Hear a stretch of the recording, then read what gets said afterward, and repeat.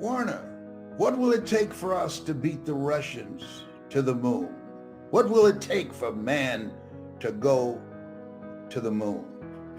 And I want to say to you, when you think about your life, you think about where you are right now. You might be facing eviction, foreclosure, losing your job, losing your business, losing your relationship, whatever it is. These 5 words, you want to keep in your mind. Warner said 5 words: the will to do it. And sat back and didn't say a word. And everybody looking.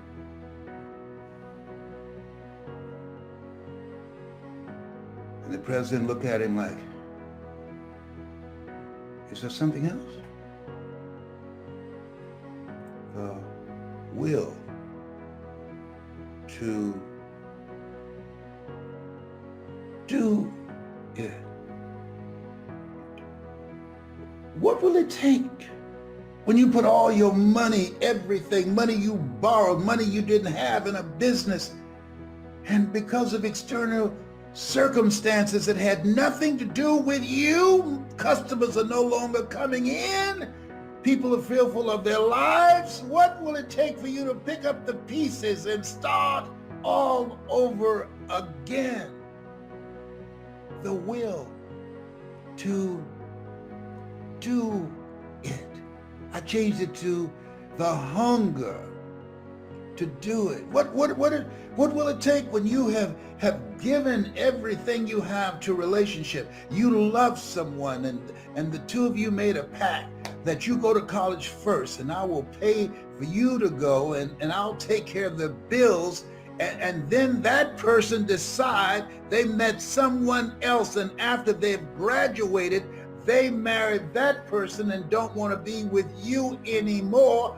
What will it take for you not to have a nervous breakdown? What will it take for you not to get in an orange jumpsuit when you find that sucker?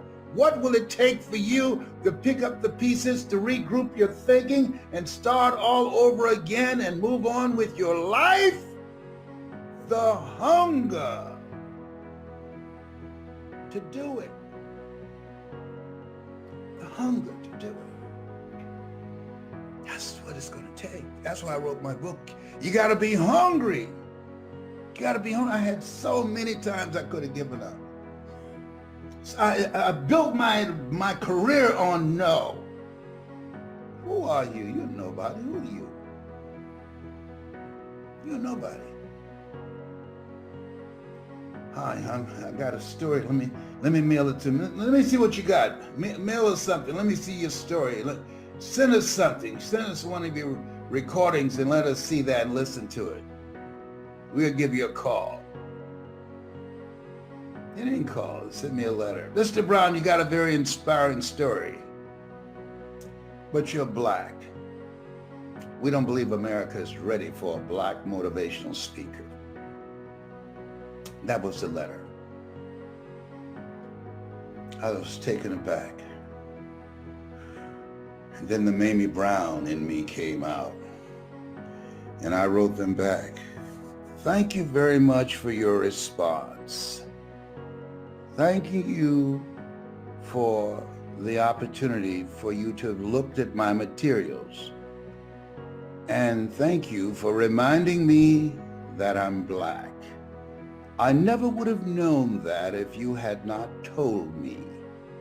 I'll see you from the top. See, it's lonely at the top, but you eat better. Hello? I never stopped working.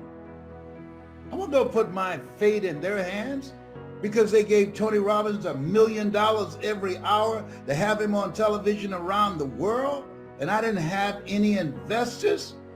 I wasn't going to stop. Mamie Brown did not stop when the M&M cafeteria said, Mamie, you can't do this kind of work anymore.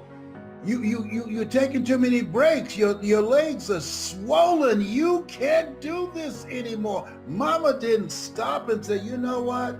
I need y'all to pack your things up. We're going to take you back down to the welfare department. I can't do this. My mother did not stop.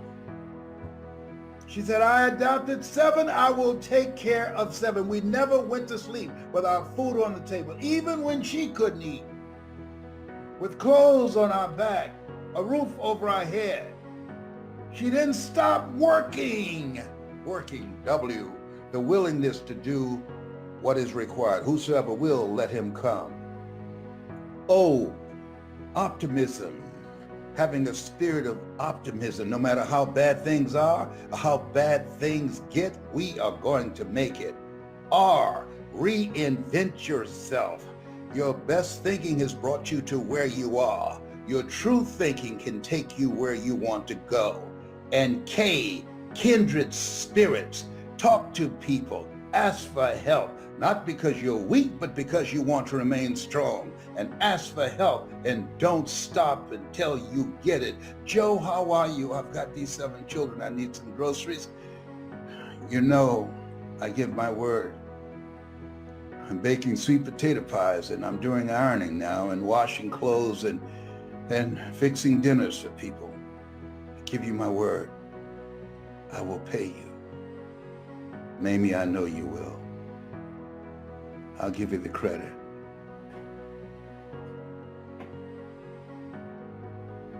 Hey, find a way.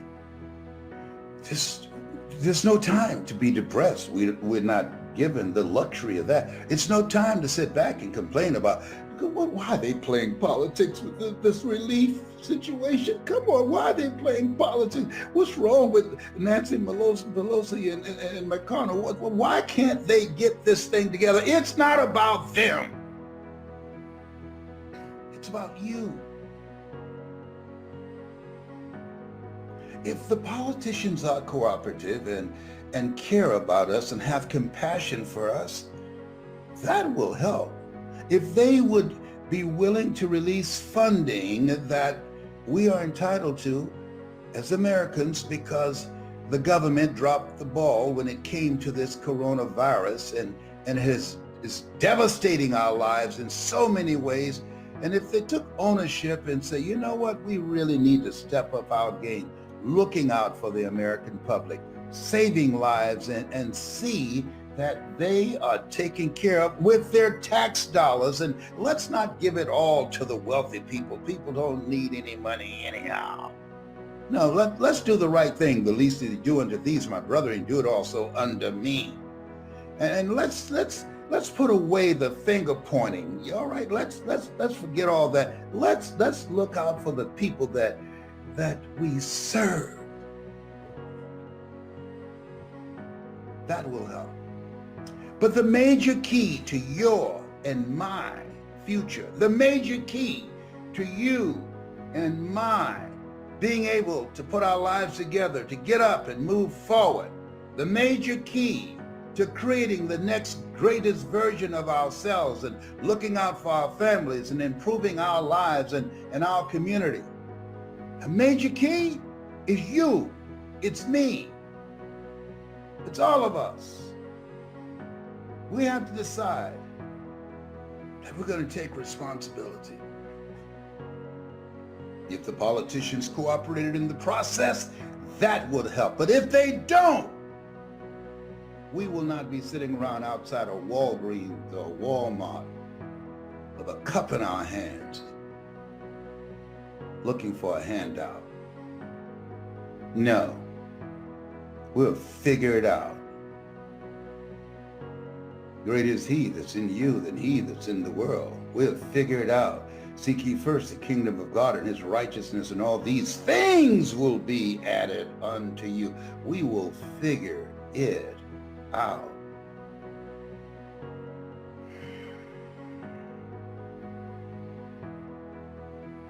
You have something special. You have greatness in you.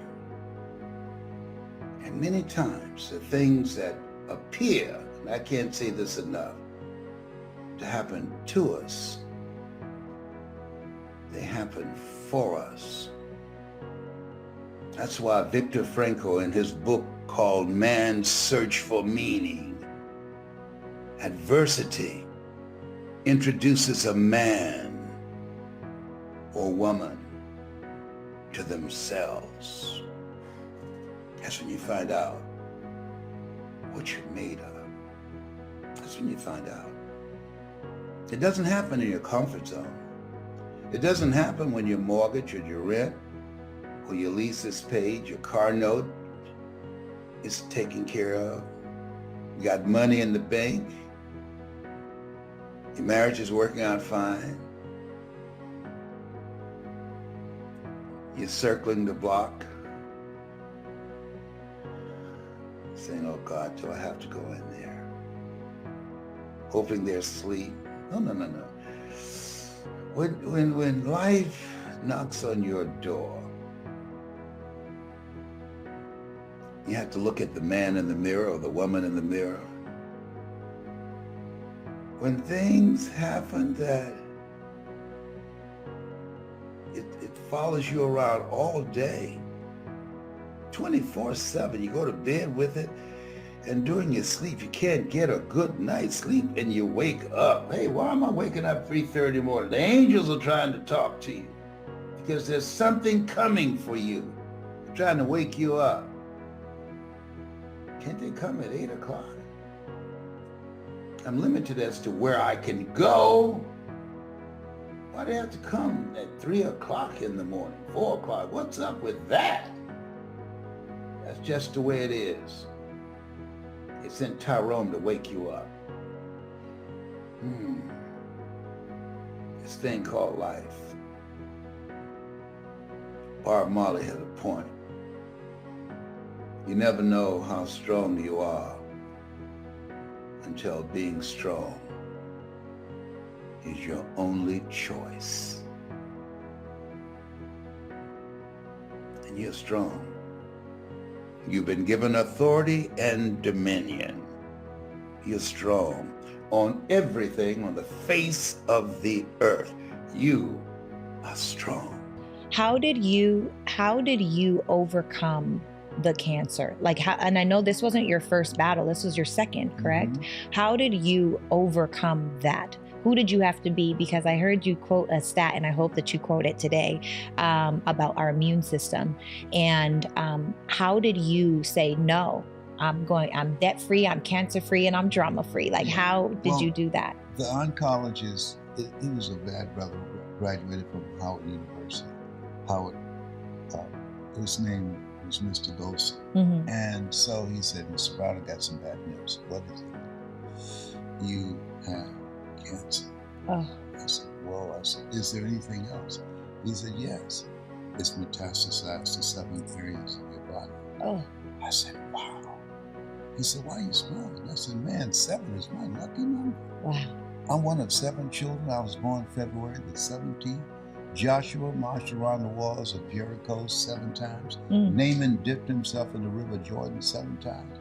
I said, is there anything else? He said, yes. I said, what? He said, and you're ugly too. Come on, man. Did you just lies?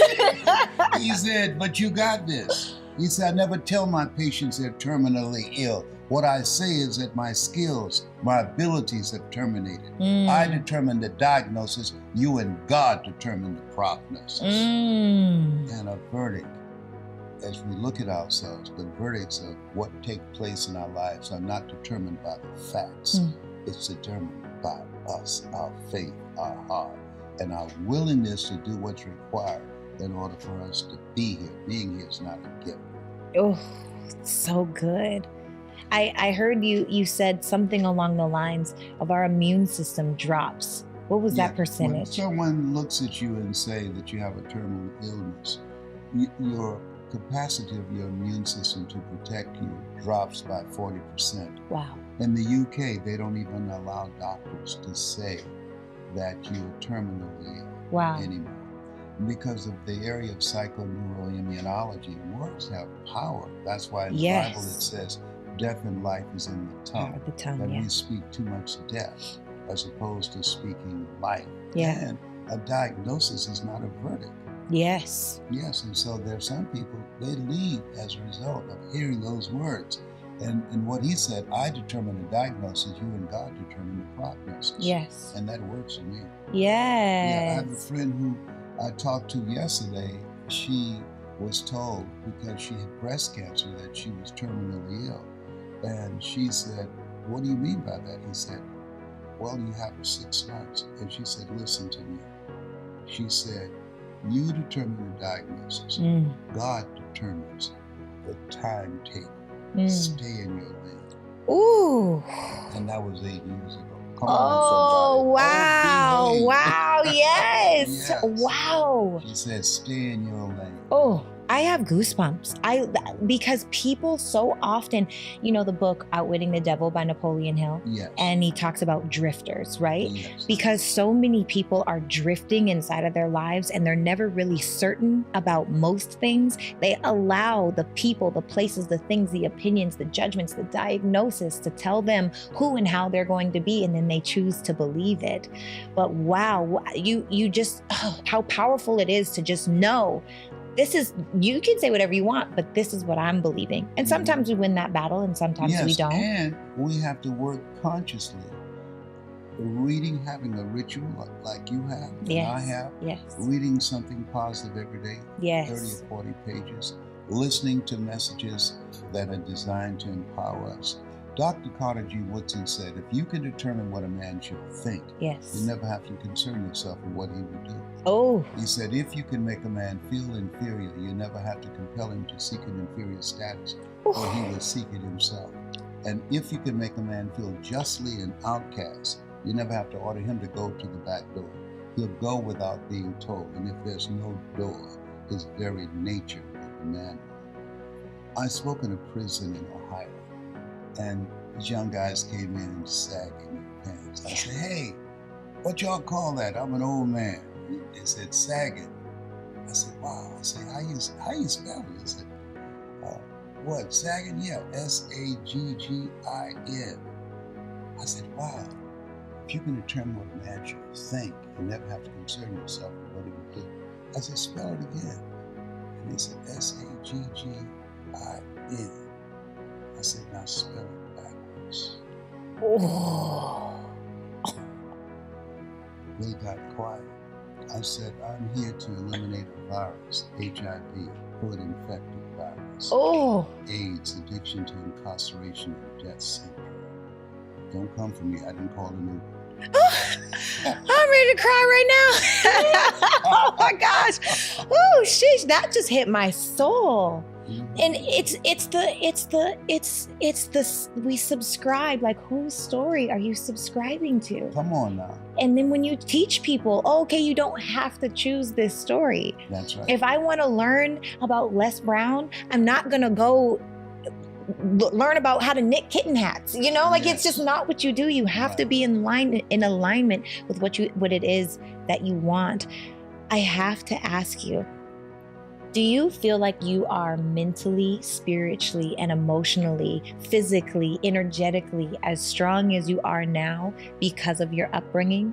I know that they say there's nothing like having a praying woman in your life. Come on now. And I know that Miss Mamie Brown, you know, I know. You know, I always say all that I am and all that I hope to be, I owe to my mother, yes. Mamie Brown. And God took me out of my biological womb and placed me in the heart of my adopted mother. I'm adopted. My birth parents are discovered last year. They're like, they were 45 minutes from here. I was conceived in Gainesville, Georgia, but my birth mother came down to Miami to give birth to us and put us up for foster care and adoption.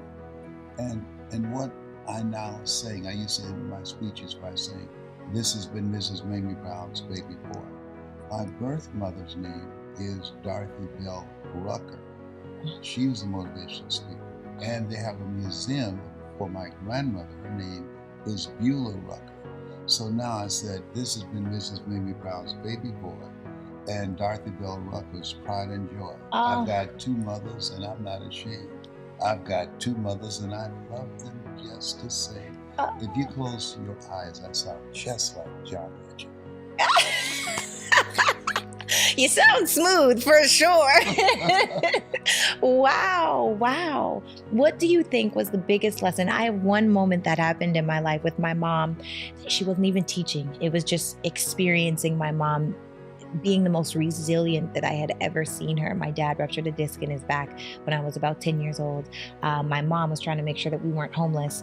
She was going to school full time to get her master's in engineering, had a full-time job, all of us kids, my dad's injury, and her own life. So there was a lot of weight on her shoulders. And I think of a story of one time I accidentally saw her in the middle of the night crying over her homework by herself in the kitchen at like 2 o'clock in the morning. And in that moment, I slunk back to my bedroom because I couldn't imagine my mom seeing me see her being weak. But what I didn't know was that was actually one of the strongest points I had ever seen my mom at, because here she is in the middle of the night, literally sobbing over her homework. And then in a few hours, she'd have to have all of us up to go to school. And she always would smile. My mom has poise. She comes with joy. I'm sorry if I cry.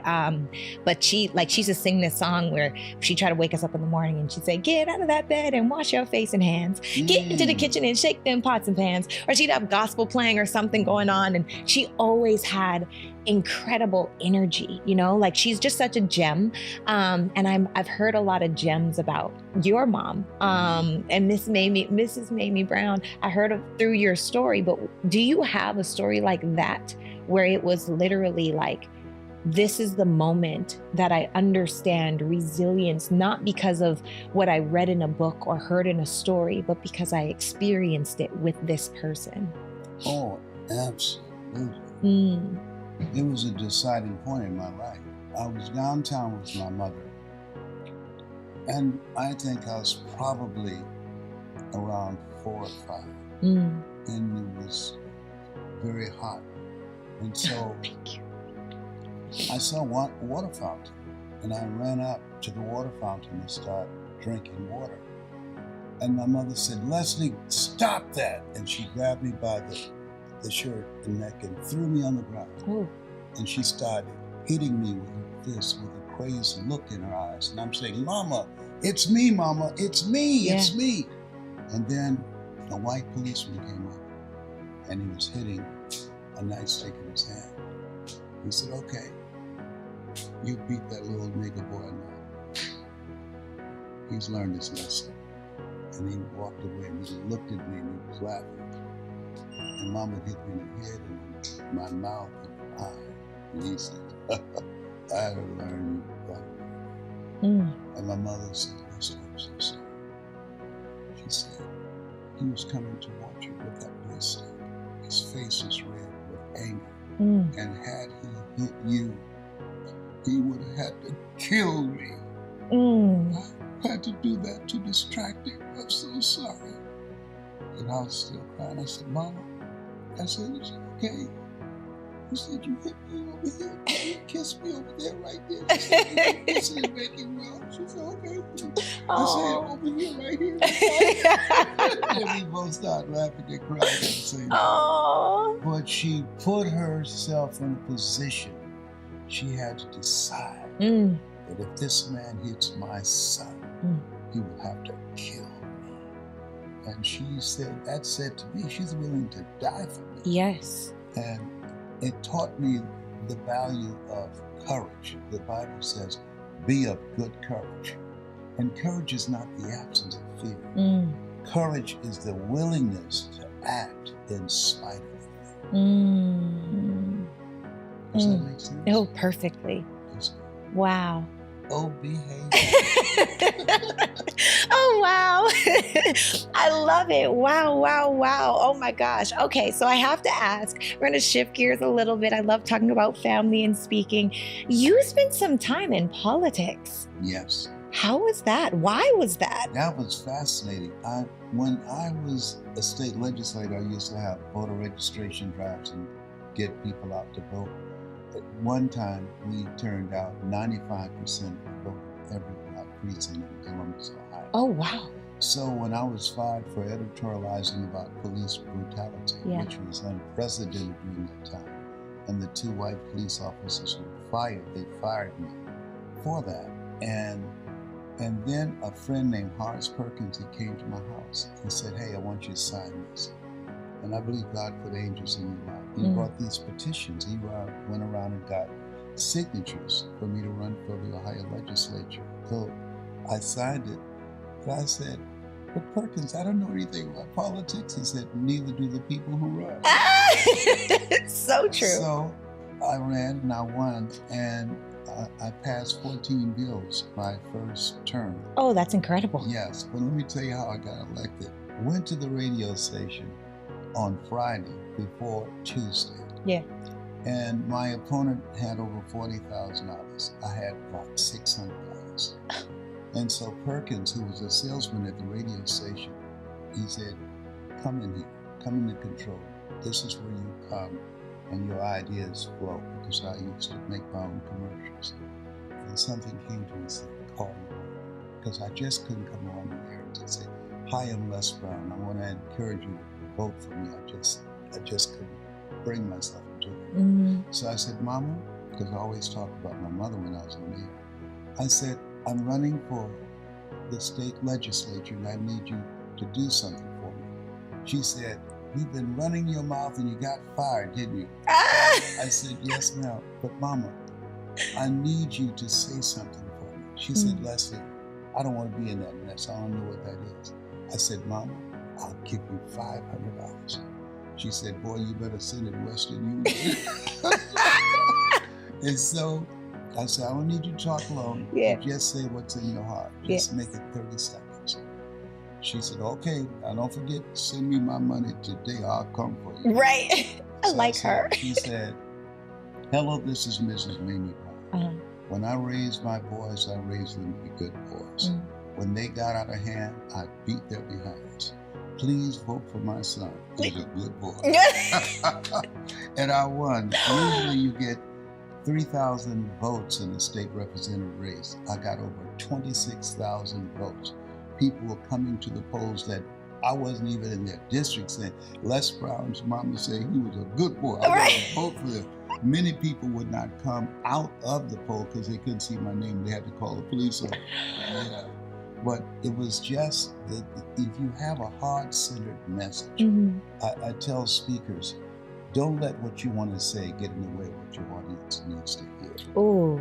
Find out about them. Yes. What is it that they're looking for? Because when you speak to an audience, someone one-on-one, small group, or large group, they're asking 3 questions. Who are you? What do you have? And can I trust you? Okay. Because people don't buy from you, they buy into you. And so, pardon me, so I train speakers how to speak from the heart and expand the vision of the audience to get out of their history to step into their imagination. The imagination is where everything takes place. It said the scripture, I will give you all your eyes can see. And so when I was in the legislature, I was a fierce debater. And that's how I got a lot of bills passed. How did you become such a great orator? Like, you are the way that you connect all of the dots in such a simple, easy, concise way is really mind-blowing, to be honest. Thank you. How did you become? I studied Malcolm X. By any means necessary, and Dr. King. Yes. Malcolm X was a communicator. Dr. King was an orator. Yes. The best speakers make the fewest words go the farthest. Yes, they do. And so I studied them because they mastered their craft. And Howard Thurman, who was a mentor of Dr. Martin Luther King Jr., Billy Graham, I watched and I studied all of them.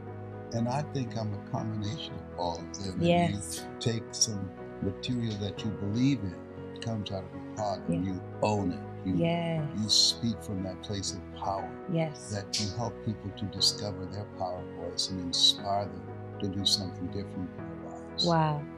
Wow. That's so true. Malcolm X is definitely straight into the point. Great communicator. Yes. And Dr. King, I have a dream. Yes. That's another Tell level. a story. Yeah. And you enroll people into that story. Yeah, so when you see me speak in the Georgia Dome, though now I'm speaking as an orator, that speech I gave, it's not over till you win, yes. before 80,000 people. Wow. But when you see me speak in a short form, now that's the Malcolm in me. Yes. Or in an interview like you talking to me right now. Yes. I'm ready for you. Yeah. Yeah. My mama beat the X out of me. Because I came home after I heard Malcolm X, and my sister, she ran and met me. She said, Leslie, you got to change your last name back to Brown. I said, my name is Leslie X. She said, Mama's going to beat the hell out of you. And so next day I went to school, I was Leslie Brown. I know that's right. Yeah, she beat that X out of me. And I want to begin to talk about this amazing book with a quote, direct quote from your book. You said, Dr. Miles Monroe, the great preacher and orator, said, the wealthiest place on the planet is not in the Far East, where there is oil in the ground. It's not in South Africa, where there are diamond mines. The wealthiest place on the planet is the cemetery, for there you will find leaders who have never stepped up, innovators or innovations the world has never been exposed to, talents and potential never realized. I am reminded of another man who said, oh God, to reach the point of death only to realize you have never lived, only to realize that you never scraped the surface of your potential. I remember reading about a woman who had just left the doctor's office after having been told she had terminal cancer. She made herself a cup of coffee when she returned home, and as she sipped it, she suddenly filled with anger, with rage, and hurled the cup against the wall and shattered it in many pieces. And as she threw it, she screamed out, I refuse to die an unlived life. And then ending that section, you said this, the only way that you can break through the atmosphere and reach higher altitudes is by being hungry. Hunger is the most crucial element of creating your greatest life. I love this book because I thought that was a great way of capturing our attention. Why this subject of hunger and using that as an analogy or a metaphor? Why did you choose to use hunger as a metaphor for desire? If you are casual about your dream, you will end up a casualty with your dreams. That most people unconsciously die long before they're buried because they don't realize that they have been marginalized, that they live in a culture where they're told more about what they cannot do rather than what they can do. We've been programmed to think in terms of being one-dimensional, of being an employee, of going to college, graduating, getting a job, working for 40 years, expecting to retire on 40%, which wasn't enough in the first place. The 40-40 plan is gone. It's been interrupted. And so, but most people are not aware of that. The great anthropologist, Margaret Mead, was in London, and she was having dinner. So one of the waiters said, you know, there's several Americans here tonight. And so she said to her guest, let me show you something. She said, let me know when you serve them dessert, and I'll tell you exactly how many are here. He said, you couldn't possibly. She said, just let me know when you serve them dessert. And so when he left, he came back, he said, okay, I've served them dessert. She got up and she walked around and she said, there are 35 Americans in this restaurant. He looked at the roster, he was shocked. He said, how did you know that? She said, in the UK, when you eat a slice of pie or cake, you eat it from the crust toward the tip. In America, when we eat a slice of pie or cake, we eat it from the tip toward the crust. How do you eat a slice of pie? I eat a slice of pie from the crust to the tip. Yeah, now, so you're an exception because you came up in a British culture. Mm-hmm. Okay? So, but the average American would eat a slice of pie from the tip toward the crust. Mm-hmm. Well, no one told us to do that. We just picked it up. Mm-hmm. For instance, before 1980, you walk around, you would not see people with tattoos. The majority of people that you see today have tattoos. Where'd that come from? How could that happen? What created that? There was no advertising on television saying, go out and get a tattoo. Well, in America, we incarcerate more people than any place else in the world. And in prison, you're not allowed to draw on the walls. You're not allowed to use your artistic skills on the walls of the prison. There's a penalty. You'll be penalized. You'll be put in the hole in solitary confinement. So they're bored. They have nothing else to do. And so they write on each other's bodies. They write tattoos.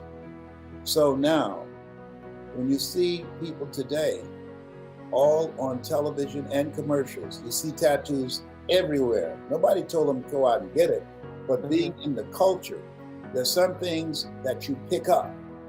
And so picking up a limited vision of yourself is natural when you're in a culture that does not recognize your greatness, that does not recognize your humanity, and create a culture that is designed to destroy your sense of self.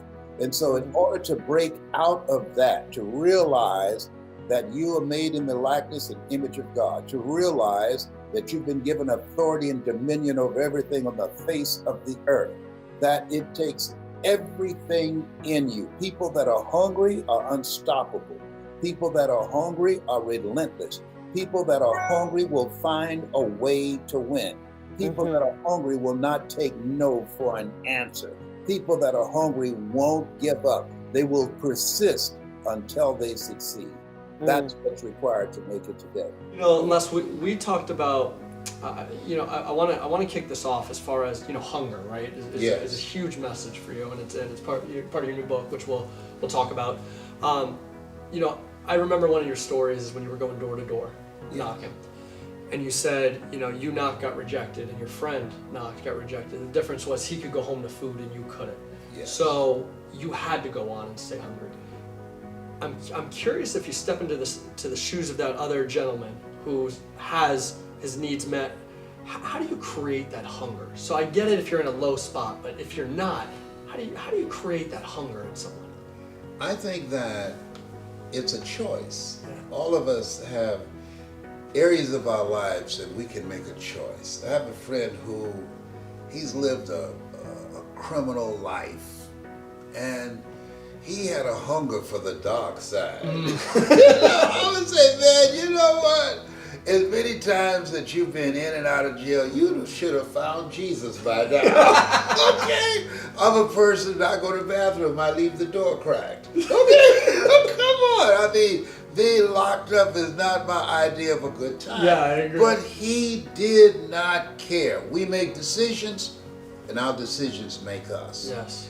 And I believe that there are people who say, this is where I want to go with my life. Robert Frost, and he talks about two roads diverge in a yellow wood, and then I selected the one less traveled by. And that has made all the difference. The road to life is straight and narrow, and few there be that find it, because few there be that are willing to choose that path that requires discipline, perseverance, and persistence in order to live a larger life. It's a choice.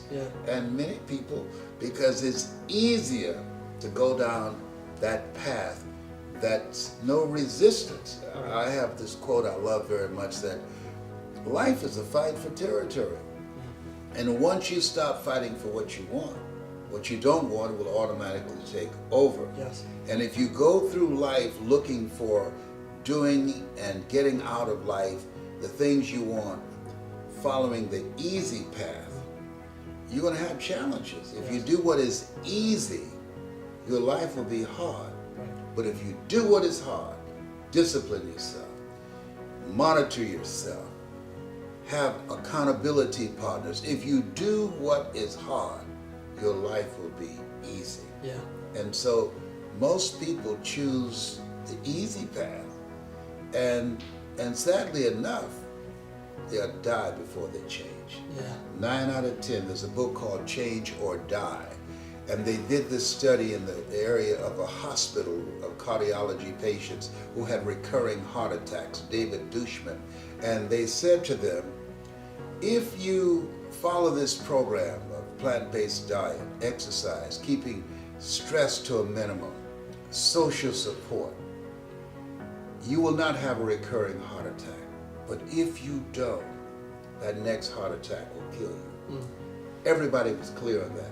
Within 90 days, 9 out of 10 stopped following the routine. Wow. And all of them had a heart attack. The only one that did survive, was former Vice President Cheney, who was a part of the study.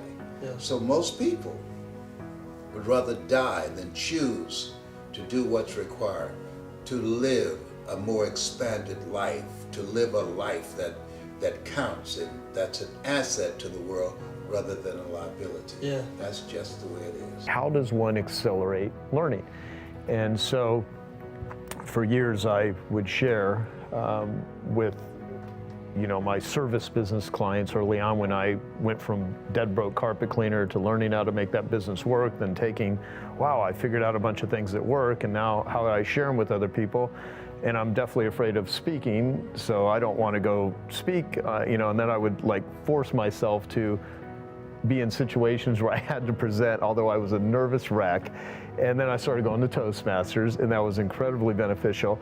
And then it dawned on me wow, I'm learning this stuff so much quicker because I'm now putting myself in a position to have to teach other people. So I would then, later share 3 ways to learn something. You learn through the School of Hard Knocks. You just don't ask for directions. Before GPS, there was that whole stereotype of men never ask for directions sort of thing. You just bumble your way through life. You figure it out. You'll learn stuff, but you're going to fail a lot. It's going to be painful. So that's one way to learn. Second way to learn is you learn through the experiences of other people. You read their books, go to their seminars, buy their courses, learn, get educated. Not education in school, but education out of school, right? The real life education. And that's a more effective way to learn. That's why I read a lot of books. That's why I've gone to a lot of seminars. That's why I've hired a lot of people. So then the third way to learn, which is the most, accelerated, fastest way, is you start teaching other people, because then you have to integrate it at a whole nother level. So I would challenge that. Well, yeah, I want to hear your perspective on this. Yeah, when I graduated from high school, I had a friend of mine, Larry Littles. He went to Bethune-Cookman College. We graduated together. They traded him to he went to San Diego Chargers. He was an offensive guard. He was so ineffective there. They traded him for $2 or $3. He had a really coach, ineffective. very ineffective. Yeah. But he went to the Miami Dolphins. Don Shula, a coach. Larry became all-star offensive guard 12 years in a row, inducted into the Hall of Fame, Football Hall of Fame. Very seldom that offensive guards are inducted into the Hall of Fame. What was the difference? The coach. Yeah, what the coach was able to find and bring out of him. When I met Mr. Leroy Washington, when I was in his class, when I was put back, when I fell in the 8th grade, and I was looking for a friend, and you know the story, MacArthur Stevens, and Mr. Washington, who was a speech and drama teacher, and I admired his oratorical skills and how he trained students, my classmates. And he said, young man, he's going to do a play called 12 Angry Men. And so he said, I want you to go out up to the front, and I want you to work this problem out for me. We're looking for something. And I said, sir, I can't do that. I'm just here looking for MacArthur Stevens. He said, I want you to do what I ask you to do anyhow. I said, sir, I'm not one of your students. I'm just looking for my friend.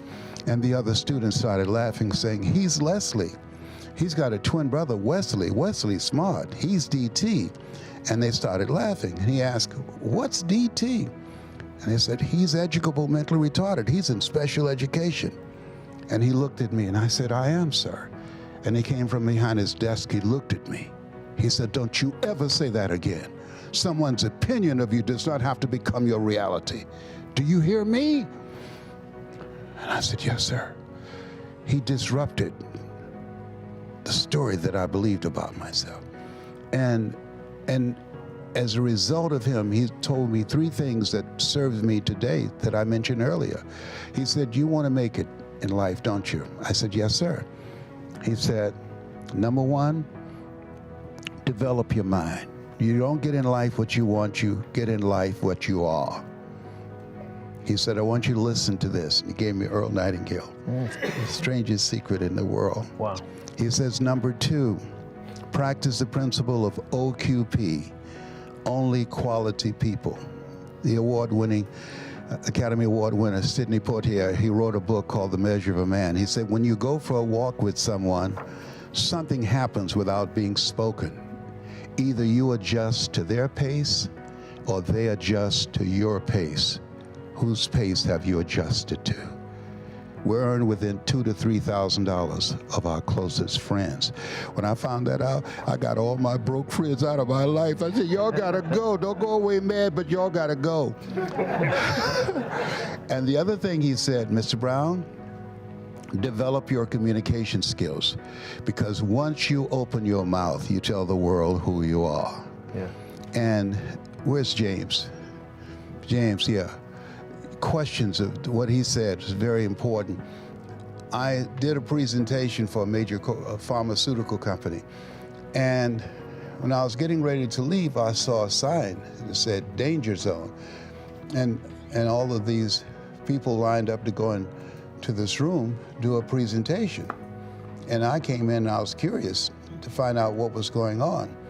And so there were doctors in the room. I was the only one that was not a doctor except people in the hotel. And so, and this conference was teaching doctors how to communicate with their patients to encourage them to take their hypertension medication. And if they don't, they will have a stroke, or they can suffer an aneurysm or heart disease. And so I was seated next to the CEO, and he came in late. I said, excuse me, sir. I said, you're the CEO? He said, yeah. I said, do you have hypertension? He said, yes, and I touched him slightly on his leg. Doctors who touch their patients reduce their chances of having a malpractice suit filed against them by 37%. I said, you have hypertension? He said, yes. I asked him, why do you take your medication? He said, I want to live. Then why do you have a fear-based campaign? Why not have it the success zone, appeal to people's desire to want to live? He said, you got a point. He said, can you train doctors? I said, yes. They had all these doctors there. I'm the only one not a doctor, right? The only raisin in a glass of buttermilk. I'm turning red, but y'all can't see it anyhow. He said, you got a contract. You'd never believe what that contract was for. Training 3,500 doctors, you'll never guess. Anybody? Wild guess. 1 month. How much money I got paid? No, it was small. I just trained them, went to different cities and trained them. But that's good. I like it. James, you are a prophet. All right, thank you, though. $640,000. A lot. Because I asked the right question. I didn't try and sell myself on it.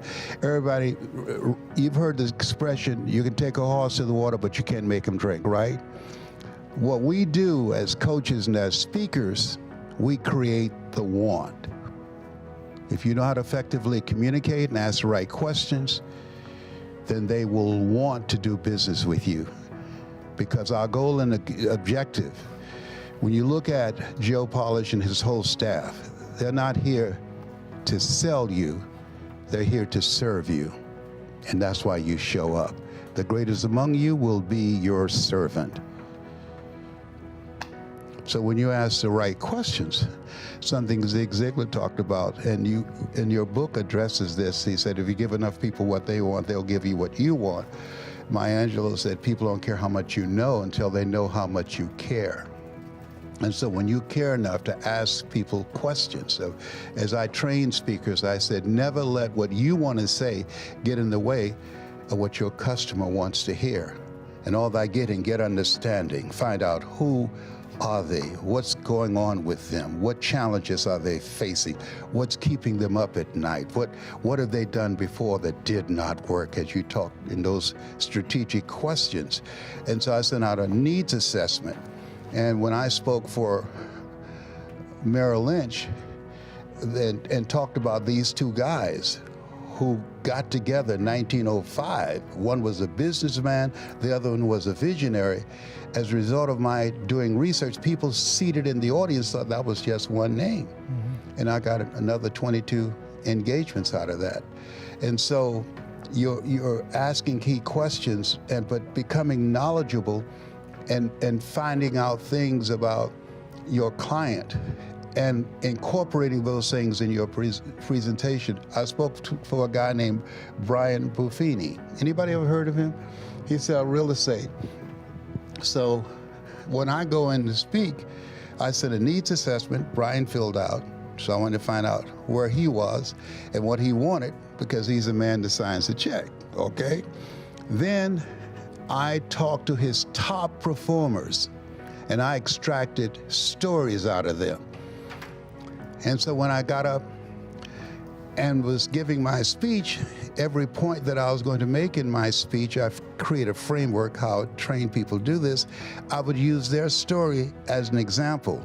So I said, I was talking to James, and he's been with the company for years, and he said that this place he loves because it helps him to begin to learn more about the customers, that life is a question and how we live our lives is the answer. And so James said he loves being here because it's a family consciousness.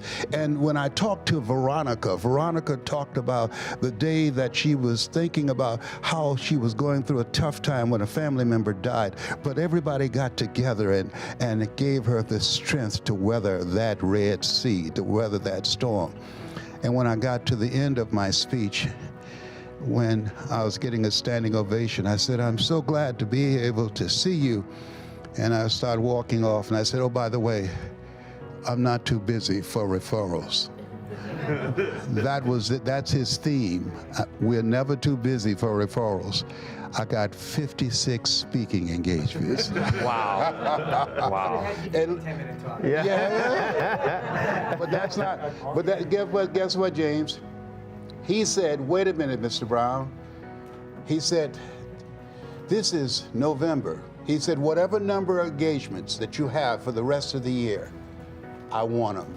I'll write the check for them. And at that time, I was charging $35,000 an hour. But he paid for every speaking engagement for the rest of the year because I did research on him. I interviewed the top performers.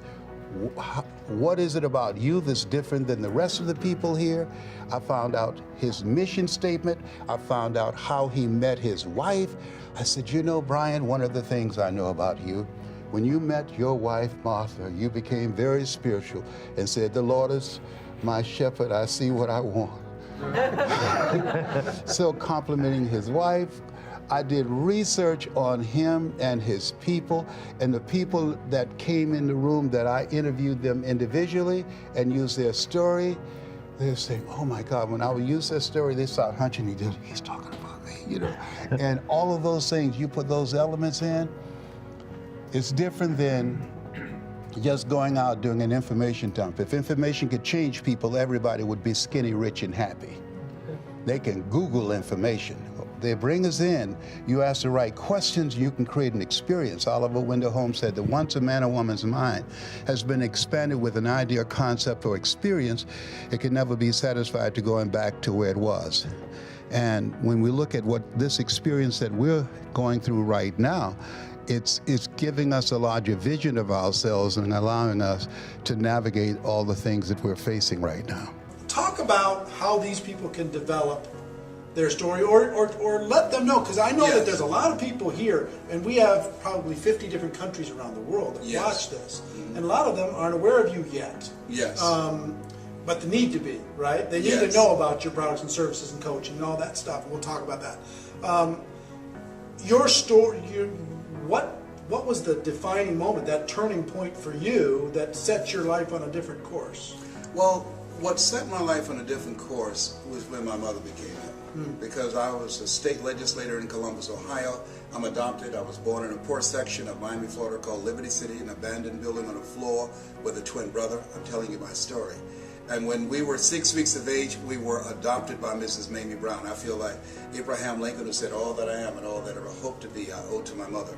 My mother was a domestic worker on Miami Beach. She cooked for families. We ate the food left over from the families that she cooked for. We wore the hand-me-down clothes of the children that Mama kept. And so as a child and goal, a turning point in my life was seeing my mother work so hard. I said, Eric, when I become a man, I want to take care of my mother. I want to ask you, is there someone that you want to take care of? Is there someone that you'd like to do something special for? I want you to think about that person right now. Now, what I've done by doing that, I have segued from my story. I have now brought them into the story, and I asked them, is there someone you want to do something special for? They're saying yes. Now that is called an imaginative leap. They leap from my story into their own story and say, yes, I know somebody. I like to do something for my coach or for my minister or for my mother or for my father or an aunt that raised me, okay? So now they're in the story. Now I will tell them how I went about doing that. So they have an interest. Who are you? What do you have? I have a story on how I bought my mother a home. And why should I care? The reason you should care is that I've been very successful at doing something that you can do too. And I'm going to show you how to do it. So now you create a committed listening in the telling of the story. Or I can say, you know, recently I went to a seminar. A young lady by the name of Pauline Ahi. She came to the seminar. Pauline flew from Hawaii to Los Angeles. I was very inspired as I watched her. And the reason I was inspired, here we were in a room of entrepreneurs, and the person standing in front of the room, Dr. Julie Van Putten, as she was speaking and talking about discovering your power voice, ever so often Pauline would lean forward and she'd pick up a pen with her mouth and she would write with her mouth. Pauline came from Hawaii. Pauline has no arms. Pauline has no legs. She writes with her mouth. Here's a person who decided to become an entrepreneur, who decided to build a business in multi-level marketing, and with no arms and no legs, she's building an organization. And one of the things that really got me, when Dr. Julie Van Putten interviewed Pauline, she asked her, tell me one major obstacle you had in your life. Tell me something you can think of. And Pauline looked, and she thought, and she said, I can't think of anything. And that grabbed me, because I could have given a whole lot of things, a list of obstacles. And that showed me that Elsie Robinson was right when he said things may happen around you and things may happen to you, but the only things that really count are the things that happen in you. Even though she was born with no arms and no legs, what has happened in her, that she sees herself as an empowered person.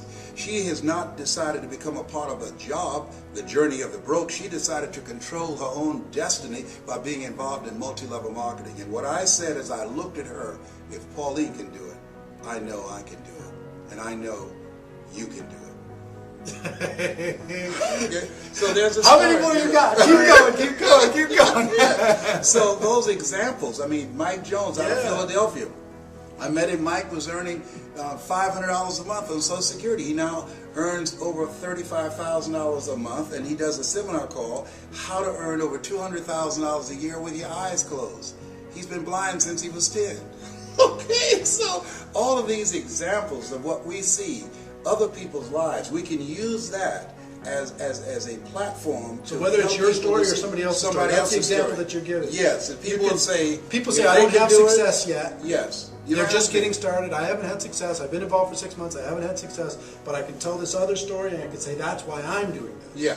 Dexter Yeager, who was a beer truck driver, and now 50% of Amway volume comes through his organization. Dexter was just an everyday guy who decided that he wanted to live a different life for himself and for his family. And so when we look at people who are the great performers in multi-level marketing, here's what I know that they have in common too. Not only are they great storytellers, but there was a deciding moment, and that moment when they said virtually, I've had it.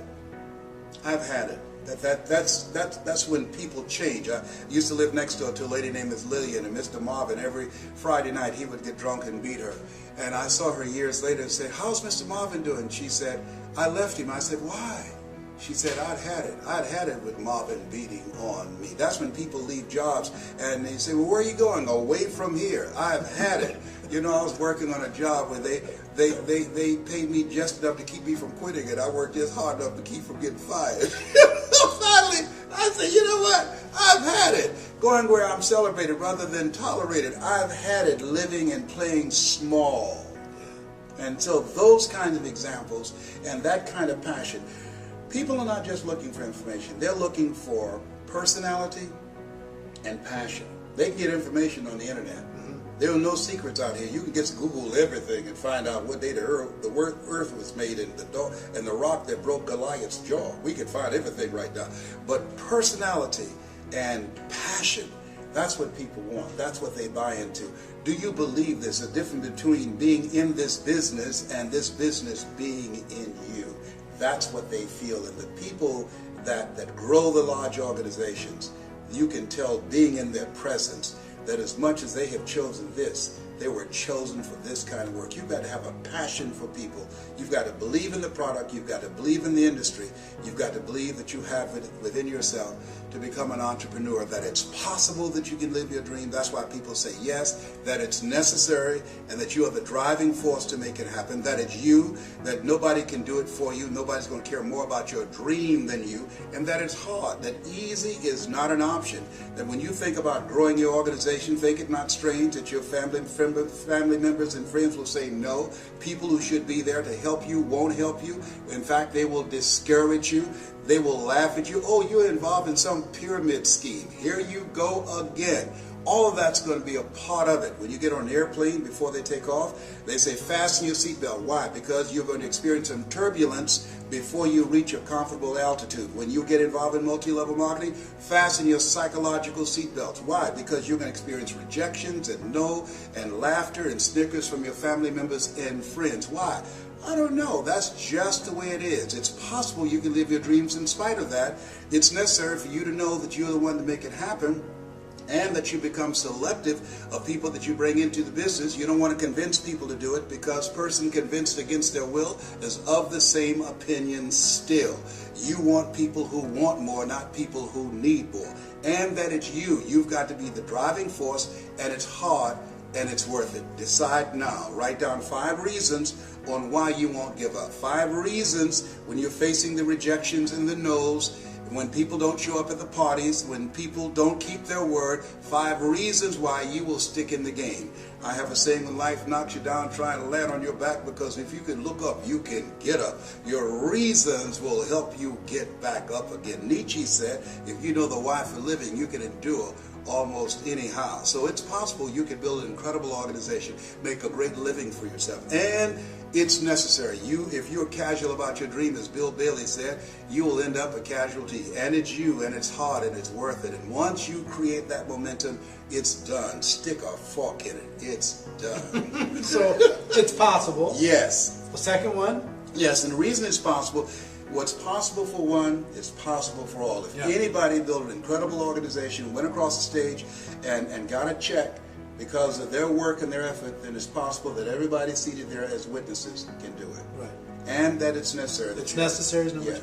Yeah, you got to have a game plan. You got to be willing to stick it out. You got to be willing to persist. Og Mandino said you got to be willing to say, I will persist until I succeed. And the greatest salesman in the world. And you got to say to yourself your mantra, no matter how bad it is or how bad it gets, I'm going to make it. Because in the beginning, things look real good. Right. And then you have a dry spell. And then you start questioning yourself. And that's what over 85% of people do. And it's you. You got to take personal responsibility. You're going from being a volunteer victim of letting somebody tell you what time to be to work, how long your lunch break will be, what time to get off, how many days you can be sick out of the year, how many days you can go on vacation, got to ask for permission. You're going from that position of powerlessness and being weak, because most people have developed an addiction to powerlessness. That's why the majority of people you ask to come into this business will say no. They have developed an addiction to powerlessness. When you're working with somebody else's job, they are controlling your financial future. So you are different. You are not common. You are uncommon when you said yes to this dream. Yeah, stop for a second. An addiction to powerlessness. Yes. I've never heard it said that way, and I think that's really interesting the way you say that, because we've been taught, we've been We've been groomed and taught to depend on a job, to look forward to a job. People looking for jobs in an economy where jobs are shrinking. We cannot produce enough jobs. The government cannot produce enough jobs to replace the jobs that are being eliminated through technology and cheap labor abroad. I can get a PhD in the Philippines for $500 a month. When I was a kid, I used to work in a bowling alley. They knocked the pins down, we jumped down and we straightened the pins back up. Somebody invented a trade that put us out of business. I used to work on the elevator. What floor, please? And I would punch the elevator. No, they don't need that now. When I was in school, my girlfriend said, I want to be an operator. When you made a long distance call, you call an operator placed a call. Now you call direct. So technology is changing things, replacing whole industries. When the last time you went to the store and bought some envelopes and a stamp and some stationery and a pen to write a letter? We don't do that now. We text, we email. That's an industry that's eroding. I went to a school, Bill Gates School in Philadelphia. They don't have paper, all computer, a paperless school. That's different. When I was a kid, we carried books to school. So this is the era the late Peter Drucker calls the era of the 3 C's: accelerated change, overwhelming complexity, and tremendous competition. What we have in multi-level marketing is cooperation and collaboration, people working together in a community of achievers to help everybody win. That's the exciting thing, that when I help you win, then I win also.